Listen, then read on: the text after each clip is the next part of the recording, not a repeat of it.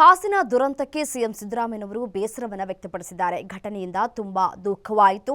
ಮೃತ ಯುವಕರ ಆತ್ಮಕ್ಕೆ ಶಾಂತಿ ಸಿಗಲಿ, ಗಾಯಾಳುಗಳು ಶೀಘ್ರ ಗುಣಮುಖರಾಗಲಿ ಅಂತ ಹೇಳಿ ಪ್ರಾರ್ಥಿಸಿವೆ. ಮೃತರ ಕುಟುಂಬಕ್ಕೆ ಸರ್ಕಾರದಿಂದ 5 ಲಕ್ಷ ರೂಪಾಯಿ ಪರಿಹಾರವನ್ನು ಘೋಷಣೆ ಮಾಡಿದ್ದಾರೆ. ಈಗಾಗಲೇ ಸರ್ಕಾರವೇ ಈ ಗಾಯಾಳುಗಳ ಚಿಕಿತ್ಸಾ ವೆಚ್ಚವನ್ನು ಕೂಡ ಭರಿಸಲಿಕ್ಕಿದೆ ಅಂತ ಕೂಡ ಪೋಸ್ಟ್ ಮಾಡಿದ್ದಾರೆ. ಇದು ಅತ್ಯಂತ ನೋವಿನ ಘಳಿಗೆ. ಸಂತ್ರಸ್ತ ಕುಟುಂಬಗಳ ಜೊತೆ ನಾವೆಲ್ಲ ನಿಲ್ಲೋಣ ಅಂತ ಹೇಳಿ ಎಕ್ಸ್ ಖಾತೆಯಲ್ಲಿ ಸಿಎಂ ಸಿದ್ದರಾಮಯ್ಯನವರು ಸಂತಾಪವನ್ನು ಸೂಚಿಸಿದ್ದಾರೆ. ನಿನ್ನೆಯಾದಂತಹ ಘಟನೆಗೆ ಸಿಎಂ ಸಿದ್ದರಾಮಯ್ಯನವರು ಬೇಸರವನ್ನು ವ್ಯಕ್ತಪಡಿಸಿದ್ದಾರೆ. ದೃಶ್ಯದಲ್ಲಿ ಗಮನಿಸ್ತಾ ಇದ್ದೀರಿ. ಎಕ್ಸ್ ಖಾತೆಯಲ್ಲಿ ಟ್ವೀಟ್ ಮಾಡುವುದರ ಮುಖಾಂತರ ತಮ್ಮ ಬೇಸರವನ್ನು ವ್ಯಕ್ತಪಡಿಸಿದ್ದಾರೆ. ಈ ರೀತಿಯಾದಂತಹ ಘಟನೆ ನಡಿಬಾರದಾಗಿತ್ತು, ನಡೆದು ಹೋಗಿದೆ.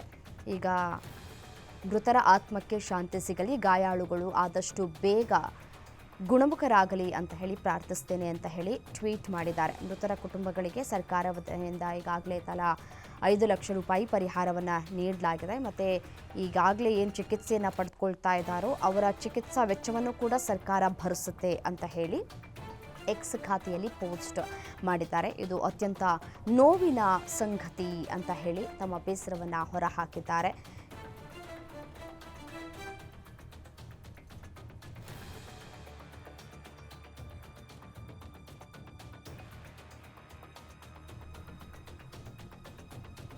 ನಿನ್ನೆ ಈ ಒಂದು ದುರಂತ ಸಂಭವಿಸಿದ ಹಿನ್ನೆಲೆಯಲ್ಲಿ ಗಾಯಾಳುಗಳು ಈಗಾಗಲೇ ಸಾಕಷ್ಟು ನೋವನ್ನು ಅನುಭವಿಸ್ತಾ ಇದ್ದಾರೆ. ನಿನ್ನೆ ನಿಖಿಲ್ ಕುಮಾರಸ್ವಾಮಿ ಅವರು ಕೂಡ ಭೇಟಿ ಕೊಟ್ಟಂತಹ ಸಂದರ್ಭದಲ್ಲಿ ಒಬ್ಬ ಮಹಿಳೆ ಕೂಡ ಕಣ್ಣೀರನ್ನು ಹಾಕ್ತಾ ಇದ್ರು. ತುಂಬ ನೋವಾಗ್ತಾ ಇದೆ ಅಂತ ಹೇಳಿ ಅಳ್ತಾ ಇದ್ದಾನೆ ನನ್ನ ಮಗ, ಬದುಕಿಸ್ಕೊಡಿ ಅಂತ ಹೇಳಿ ಕಣ್ಣೀರನ್ನು ಹಾಕ್ತಾ ಇದ್ರು.